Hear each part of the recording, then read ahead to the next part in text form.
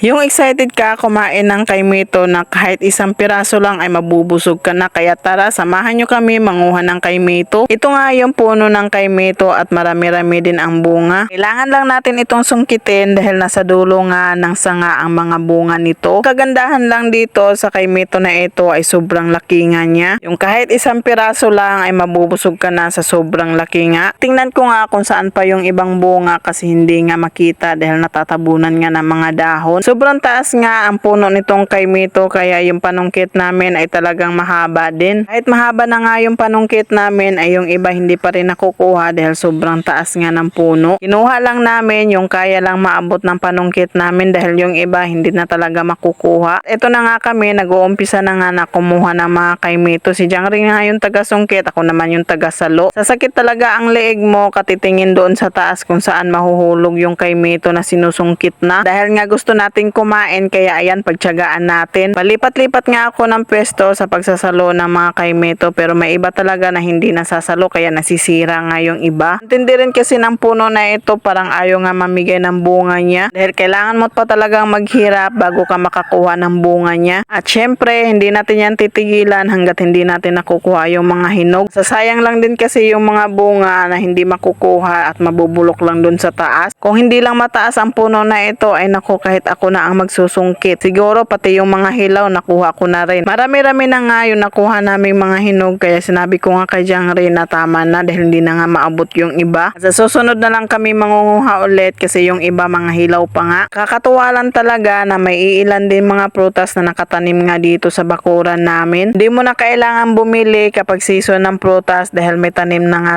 tayo at mamimitas na lang tayo pag gusto nga natin. At ito na nga mga mare yung nakuha nga namin ng mga kay Mito. O tingnan nyo sobrang lalaki nga ng bunga. Yung ibang mga sira na kay Mito yun yung mga hindi ko nasalo. Yung ginawa mo na ang lahat-lahat para masalo mo siya pero siya talaga ang gumawa ng paraan para hindi mo siya masalo kaya ayun nahulog sa iba.